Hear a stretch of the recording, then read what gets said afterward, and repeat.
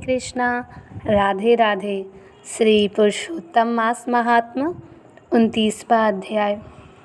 उस कदर्य के ऐसे वचनों को सुनकर दूत कहने लगे, क्या तुमने बड़ा भारी कार्य नहीं किया है?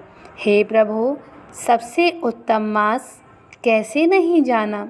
यह पुरुषोत्तम मास श्री विष्णु का प्रिय है और महापवित्र है।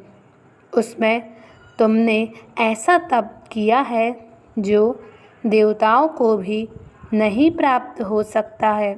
हे महाराज, वन में बंदर की देह में तुमने इसका प्रभाव नहीं जाना। अनजाने में मुख के रोग से तुम्हारा निराहार व्रत हो गया।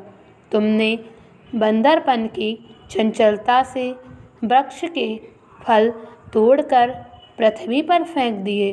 उनसे दूसरे मनुष्य तृप्त हो गए और अंदर के बड़े भारी दुख से पानी भी नहीं पिया। इसलिए तुम्हारे अनजाने में बड़ा भारी तप हो गया और फलों के गिरने से परोपकार भी हो गया। तीर्थ में 5 दिन गोते भी खाए। इसी से पुरुषोत्तम मास में तुम्हारा स्नान का फल भी हो गया। इस प्रकार तुम रोगी का अनजाने तप हो गया, सो यह सब फल सफल हो गया। और श्री नारायण जी बोले, इस प्रकार कहे हुए अपने वचनों को सुनकर वह गोलोक को जाकर प्राप्त हो गया। श्री नारायण जी बोले, इस आश्चर्य को देखकर सब देवता चकित हो गए और पुरुषोत्तम मास की बड़ाई करते हुए सब अपने अपने स्थानों को चले गए।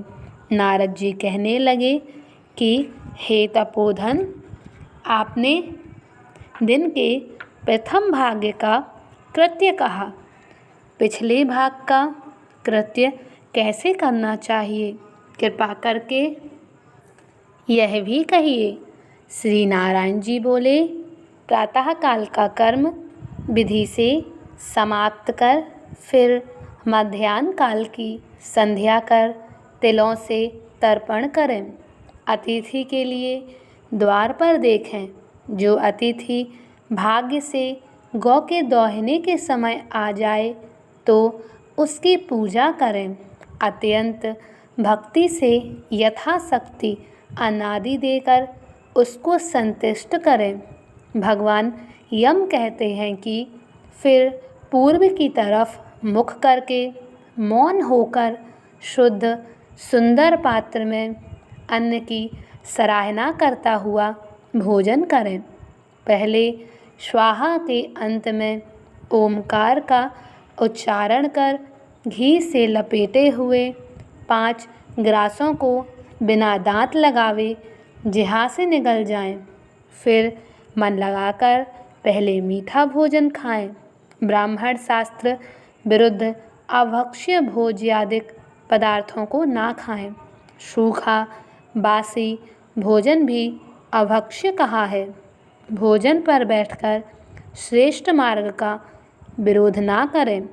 श्रेष्ठ शास्त्र के आश्रय से परब्रह्मा श्री कृष्ण का विचार कर फिर बुद्धिमान पुरुष सर्वत्र आजीविका ना हो तो भी एकाग्र मन से 2 घड़ी आत्मविद्या का श्रवण करें।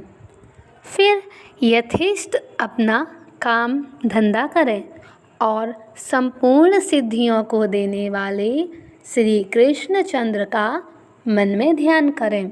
सूर्य के अस्त होने पर तीर्थ अथवा घर पर जाकर पैर धोकर सायंकाल का संध्या काल करें। संध्या काल के समय संध्या करके अग्नि को आहुति देकर अनुचरों सहित अल्प भोजन करने बैठ जाएं। भोजन पर तकिया आदि सहित कोमल शैया पर जावें। गृहस्थी पुरुष सदैव भली प्रकार से गृहस्थ के कर्मों को करें। हिंसा नहीं करनी चाहिए, सत्य बोलना, सभी प्राणियों की रक्षा करना, उन पर दया करना, यह सब गृहस्थियों के लिए धर्म कहे गए हैं। श्री पुरुषोत्तम मास महात्म्य 29वां अध्याय समाप्त। जय श्री कृष्णा। राधे राधे।